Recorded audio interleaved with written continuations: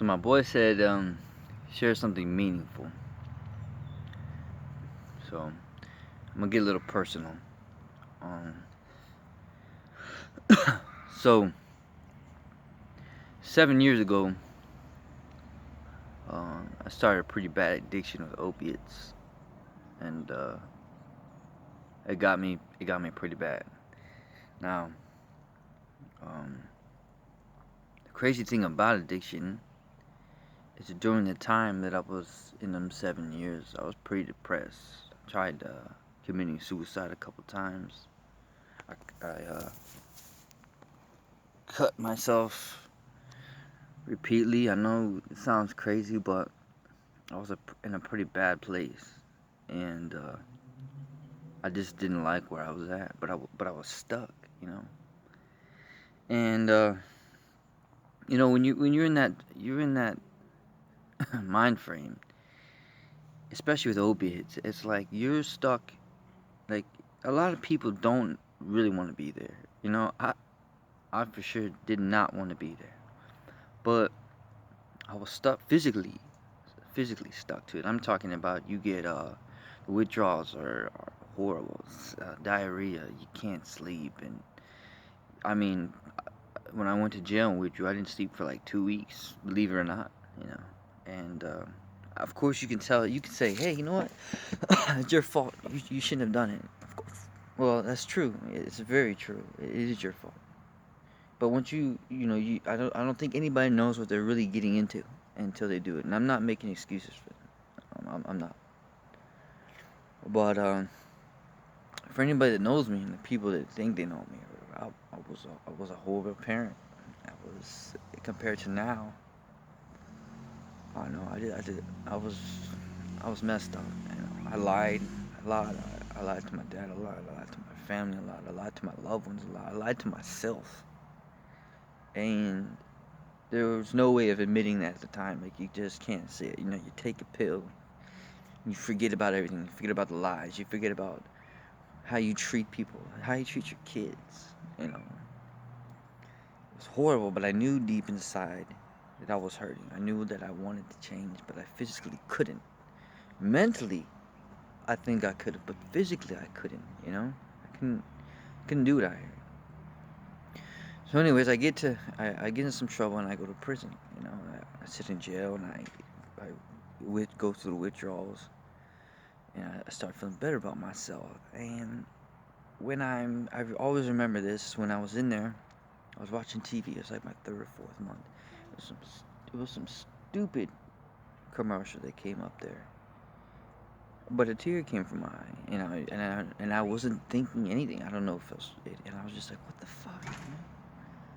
I don't know if it was my emotions coming back. I don't know if it was what it was, but after that, I felt different. I started feeling better. I started feeling myself. But at the same time, when I started feeling better, I was in prison with people who were never going home. Young people, never going home. I was in there with addicts, other addicts, and their stories. I was in there with dealers. I was in there with murderers, whatever. And I look at these people. I'm like, fuck, I'm so glad it's not me, you know? I get to go home, you know? And I had a buddy who did 10 years on his last month.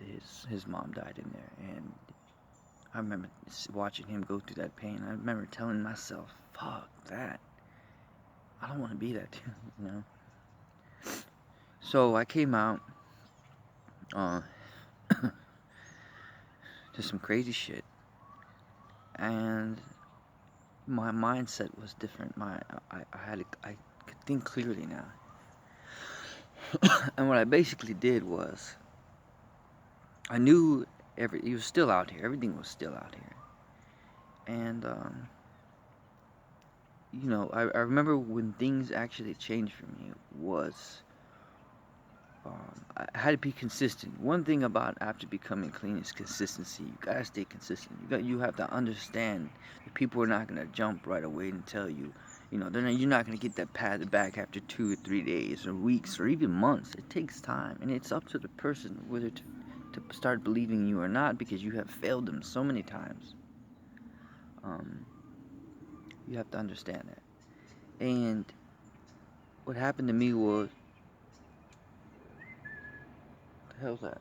Sorry. What happened to me was, um, I had to prove. I didn't necessarily mean to prove anything. I was just being myself. I was being my good self. But what changed for me was when my dad gave me his truck keys, and it was a brand new Ford. And I'm thinking to myself, man, something my dad would never have done ever. But it gave me, I think I was looking for a job. He was like, you know what? Just drop me off at work.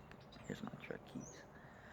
And that one little moment, that one little gesture, showed me that consistency and trying to stick with something and be good, that people can change the perception of you.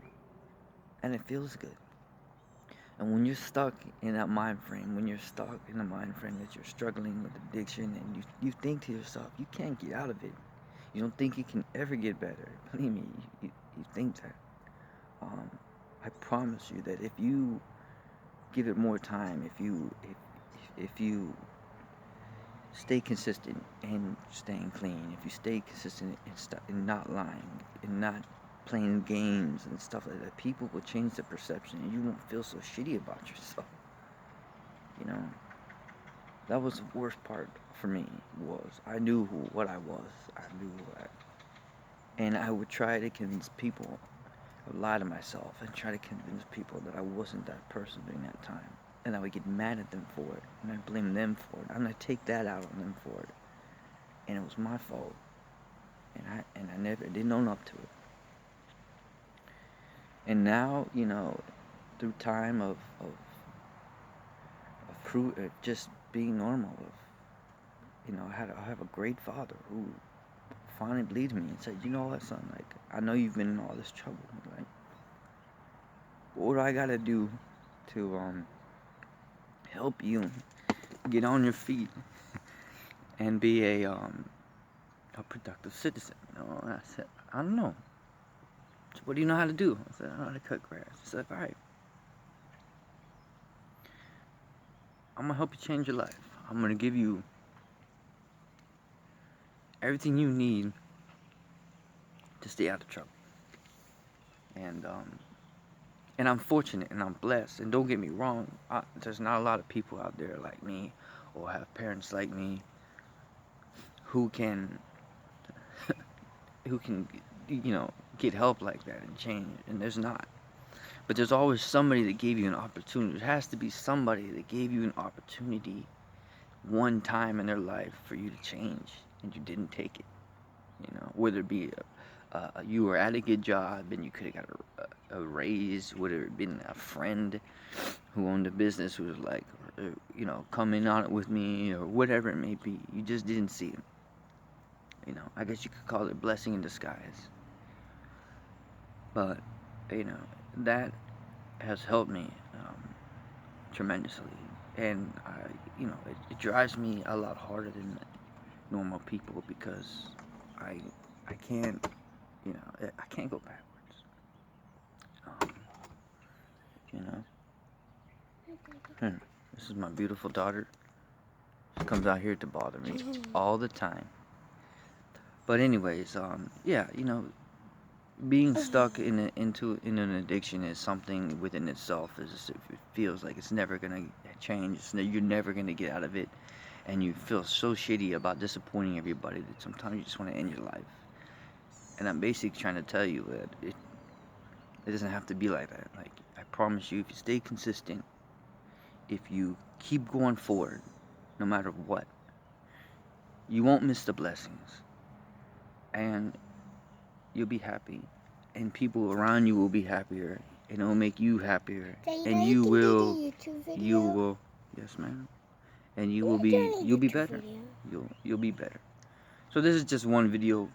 My friend said to share something meaningful, and this was something that people, they were like, man, you're a great dad, Mike. You seem to be doing good and stuff. And in reality,